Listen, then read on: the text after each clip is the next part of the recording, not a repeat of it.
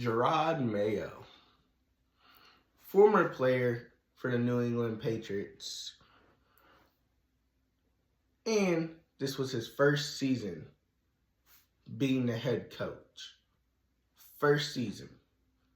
In my last video, I said Antonio Pierce did not get a chance. He didn't get a chance. Jerod Mayo didn't get a chance. Now, with the Raiders, you had Max Crosby and Davante Adams. You traded away Davante Adams. What does that leave you? Okay, the only difference with Jerod Mayo is that he has Drake May. And then they also have Joe Milton. But a rookie QB, they expect these people to come in, and by people, I mean quarterbacks, to come in and immediately become a playoff team. And Jerod Mayo, if you look at some of the games that they've lost, like the Bills, both times they've played the Buffalo Bills, literally, I get it. The final game, didn't play the starters. All right, cool. But the first game they played, it was pretty close. When they played Cincinnati, they beat Cincinnati. I mean, and some people might say, well, Cincinnati's not that good of a team because of defensively. It don't matter. They still win a game. The NFL is about wins and losses, sometimes ties. Guess what? He beat him. And now, what?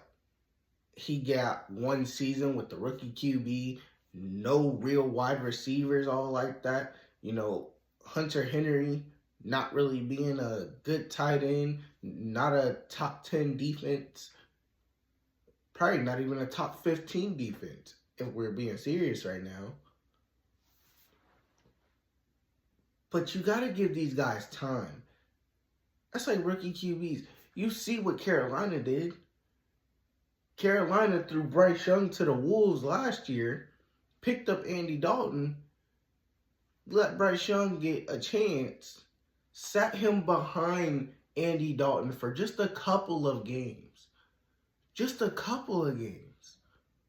Just a couple of games to see if he can learn from Andy Dalton or if there was something like behind the scenes that they needed to do. You know, just giving him some time to work on himself. And then he comes off the bench. Voila. They didn't make the playoffs, but there's something there still.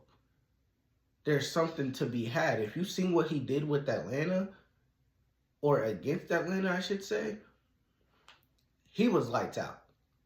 He was throwing bombs. He was hitting the receivers. I think Xavier Legette is going to be a nice little piece to them because Adam Thielen's getting older. And Chuba Hubbard helped out Carolina a lot. 1,300 yards, was very, versatile back. I like that. But Jerod Mayo, he didn't have that. He had Mr. 50-50 with Ramondre Stevenson. If you ever have Ramondre in fantasy, sometimes he's going to score you 6 points. Sometimes he'll get you 20 points. No telling what Ramondre is going to do. And then the O-line,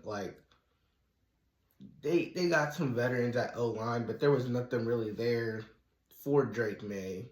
And then they started the season with Jacoby Brissett. I mean, what do you want with that? And Robert Kraft, I understand Robert Kraft, right? Any head coach that comes after Bill Belichick, there is a standard there. There's a standard. I mean, Belichick won, 5 games, his first head coach hoorah with the Patriots? I mean, it's not going to just happen. But that standard has changed because when Belichick was there, okay, 5 games, all right. Let's see what you can do the next season after. But this is a different league now, and I guess if you ain't getting the job done, you're gone. You got to give people time. I would say at least give these head coaches and QBs 3 years.